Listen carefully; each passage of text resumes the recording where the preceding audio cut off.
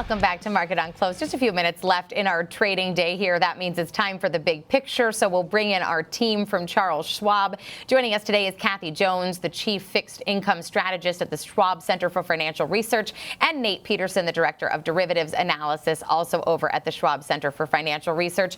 Thank you both for being with us today. Nate, I'll start with you. I'd love to just get your takeaways on the session. You know, it's been a while since we've seen all of the indices in the red. Yeah, no kidding. We've gotten so conditioned just to coming into up days, coming into getting rewarded for buying the dips, getting rewarded for chasing momentum, et cetera, et cetera. And, you know, Marley, I feel like coming into this week yesterday, the price action was very, I would say, lousy in response to the EU deal. And today, it looks like there was perhaps some optimism around China. Maybe we're going to go right back into marching higher, and then we get a mid-morning pullback here. VIX hit a new 5-month low, turns around. Now it's up 6.5% right now. We've got a ton of catalysts this week. And the way that I look at it is when you're making new highs, we look at the price action over the last 2 months when the market's just climbing and making new highs, and you have trade deals to look forward to. You have Q2 earnings to look forward to. You have those future potential catalysts. It's easy to kind of justify the melt up in stocks. Fast forward to where we are today, and okay, we've gotten most of the trade deals done. We have these frameworks that are in place that'll probably set a standard for China and others. We're about 2/5 away through the earnings season. We're kind of priced in. We're going to have mega cap tech, yes, and after we get past that, then what? What's the forward-looking catalyst to continue to justify a push higher in equities?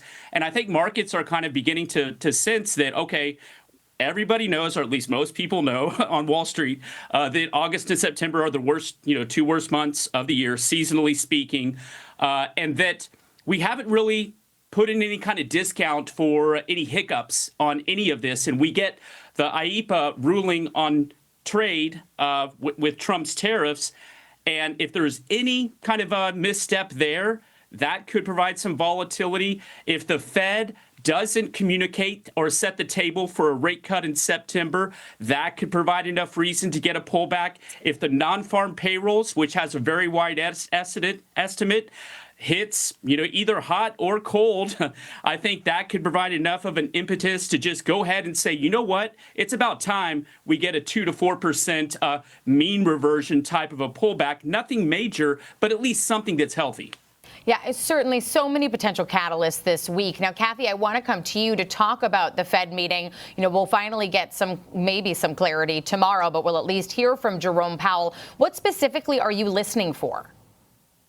Well, there's a couple of things that I'll be watching from the meeting. Are there any dissents? I think it's likely to see 1, maybe 2 dissenting governors at this meeting. We've heard from Christopher Waller that he thinks the Fed should get going on rate cuts based on softness in private sector hiring. And Michelle Bowman, another Fed governor, has indicated she's kind of inclined to be cutting rates. And we know that the bias at the Fed is for a rate cut. That's still showing up in the dot plot, but they haven't been ready. So I'll be watching to see if we get dissenting votes. We're watching to see if there's some forward guidance to hint at, as Nate said, a September rate cut. And then I'll be paying attention to just how they describe the economy. We've had this dichotomy where we've had some softness in the labor market, particularly under the surface, but the overall unemployment rate in aggregate is still very low. We've had some softening in parts of the inflation outlook, but we have tariffs which are likely to pull it higher. So how are they measuring the balance of risks? They talk about risk management here in terms of setting policy. I want to know, which way are they leaning? Are they leaning towards worrying more about employment? Are they still focusing more on inflation? So then I'd love to get your response to the JOLTS report earlier today, what that indicated to you, and also expectations as we do get the jobs report on Friday. Yeah, and my reading of the JOLTS report is we have a stagnant, stable job market. Hirings and firings are about balance, so you're not seeing the unemployment rate move up. but you don't see a dynamic labor market.